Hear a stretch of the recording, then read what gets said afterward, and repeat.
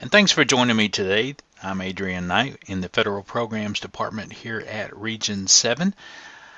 I am over career and technical education and also school safety and security. Today I'd like to visit with you a little bit on the school safety side of the table. And to do that, we're going to look at some information that is contained in Chapter 37 of the Texas Education Code. Now, most of us are familiar with Chapter 37 because we look at it as the discipline chapter. But it also has information about our school safety and security audits in our emergency operation plan. So we're going to take a look at that. And if we start at the TEA webpage, tea.texas.gov, and go over to the search bar, and if we just type in Chapter 37 and then hit the magnifying glass there for the search, the topics that come up, this very first one here, Chapter 37, Safe Schools, it takes you to the TEA webpage for Chapter 37 information. And here in this first paragraph, you'll notice that there is a link that goes straight to the text of Chapter 37. Now, what we want to find is actually in Section 37.108 and 37.109. And so just a quick way to get there, if I do Control F and get my search box to drop down right up here at the top, I can type in 37.108 and hit Enter, and it will take me there. And that way I don't have to scroll all the way through the other sections. So Section 37.108 talks about the multi-hazard emergency operations plan and also the safety and security audit. Now, most of us just refer to this multi-hazard emergency operations plan as the EOP, and that's a whole lot easier to say than trying to get that whole mouthful of a multi-hazard emergency operations plan.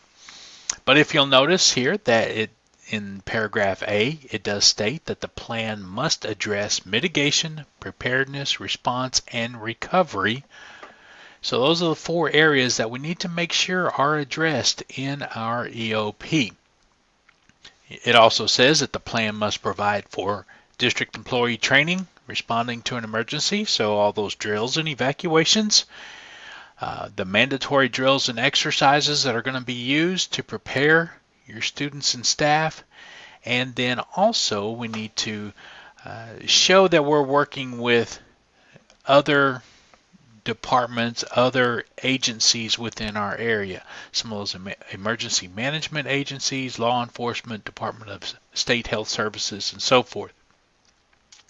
And then also the implementation of our safety and security audit.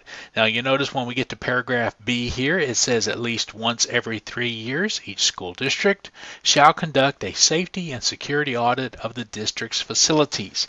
Now that does not mean that you have to go through every 3 years and then you spend 1 year or 6 months out of the year going through every single facility.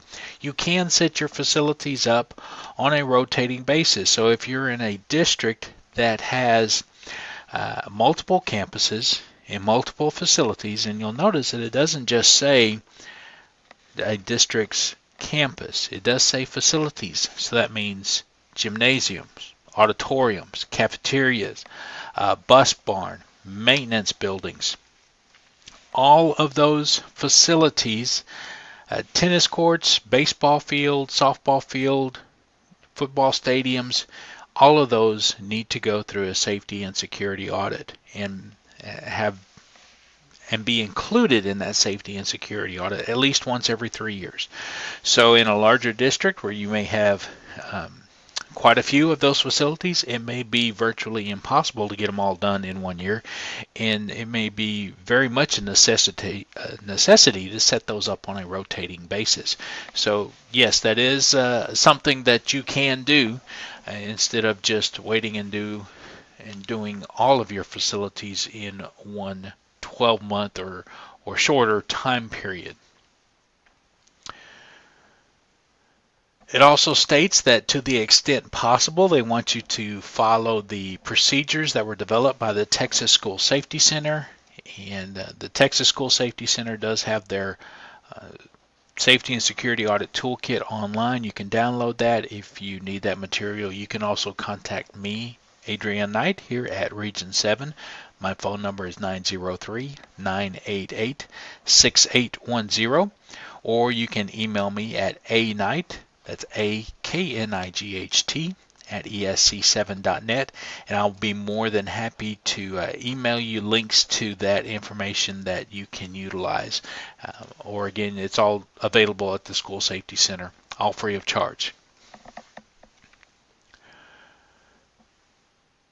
So you also see here that in paragraph C, it states that the school district will report the results of that safety and security audit in the manner that's required by the School Safety Center.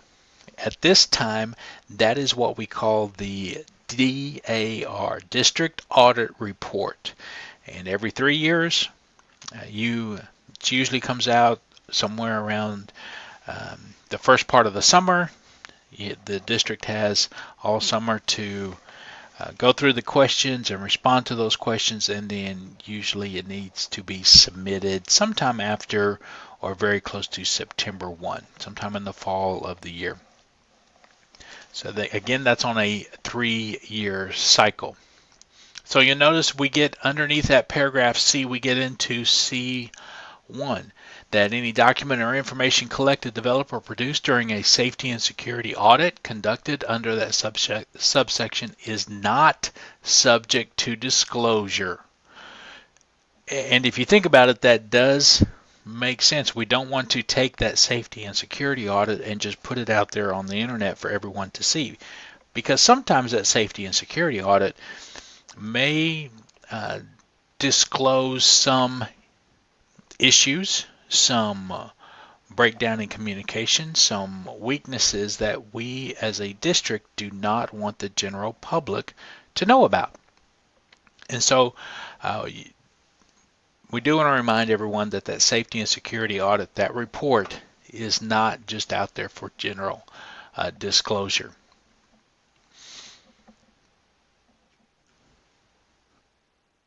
When we get down to section C2, the district's multi-hazard emergency operation plan is subject to disclosure if the document enables the person to, and then it has these statements here underneath here. So basically they're looking to see if you've included other agencies in the development of that EOP, if you can verify that the district's plan was reviewed within the last 12 months.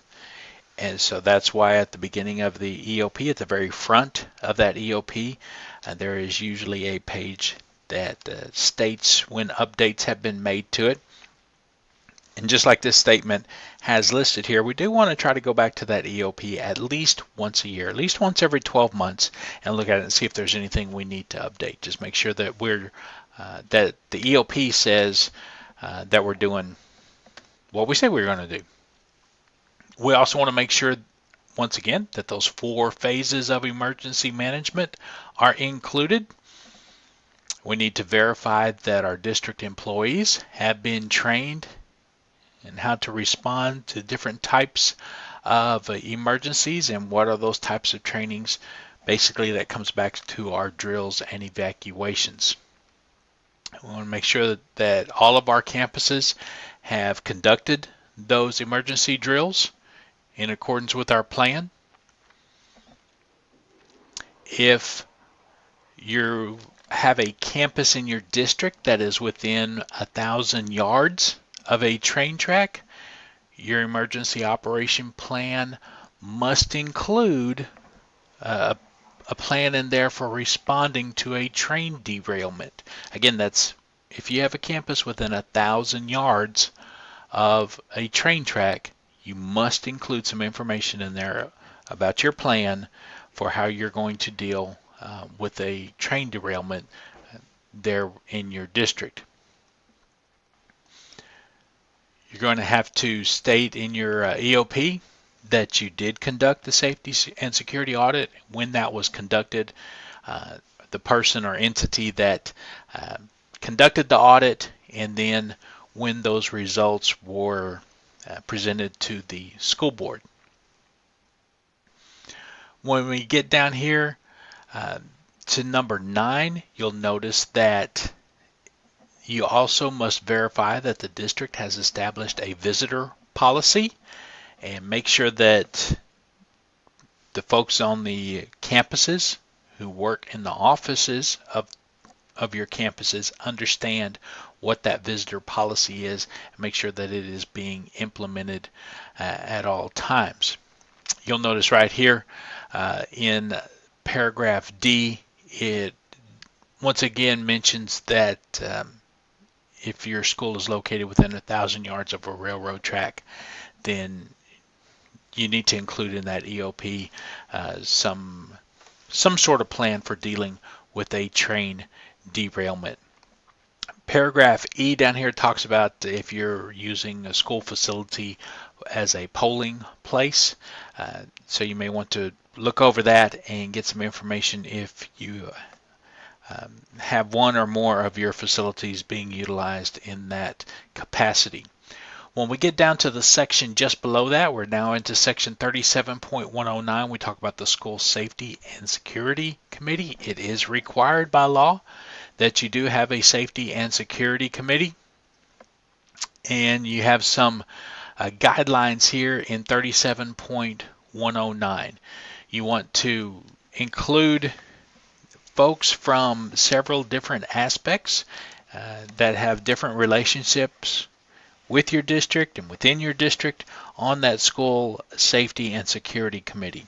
You may want some cafeteria personnel or custodial personnel, your emergency responders in your area, whether it be local police department or sheriff's office or state troopers, fire department, volunteer fire department.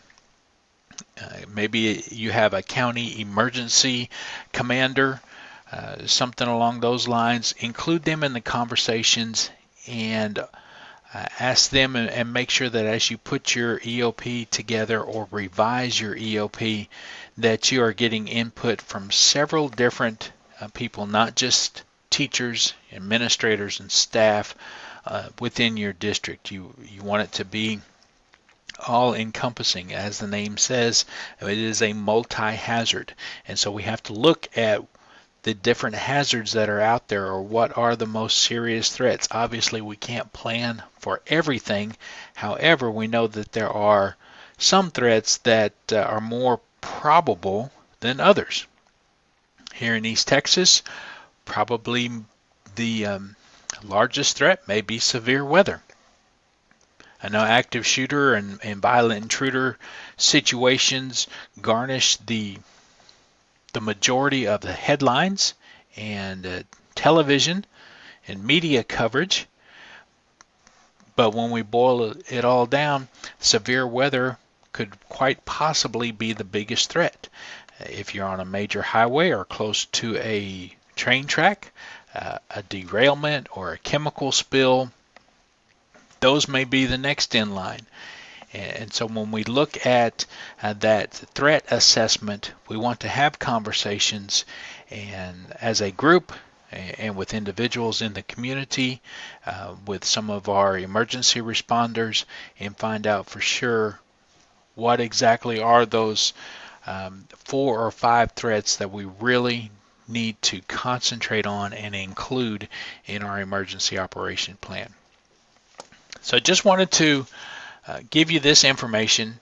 Chapter 37, sections 37.108, 37.109, dealing with school safety and security, the Safety and Security Committee, your school safety and security audit, and your multi-hazard emergency operation plan. Again, if you need any more information, please do not hesitate to call me, Adrian Knight, 903-988-6810. Thank you.